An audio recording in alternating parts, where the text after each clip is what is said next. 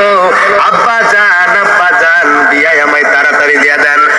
আব্বা জান, এই গান শোনানোর পরে আপনার মতো মানুষের বিবেক বোধ জাগ্রত হয়নি? আপনার যে একটা সিঙ্গেল ছেলে আছে এটা আপনি চোখে দেখেন না? আপনি আমার বিয়ে দেন না, সামনে শীত এসে গেছে, একটা সিঙ্গেল ছেলেই বোঝে শীতের দিনে বউ ছাড়া থাকার কি কষ্ট। কথা বল।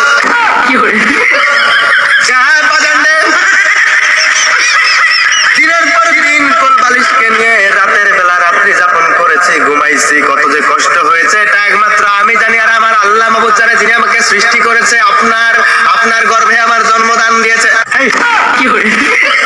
আমার আম্মা জানের পেটে গর্ভধান।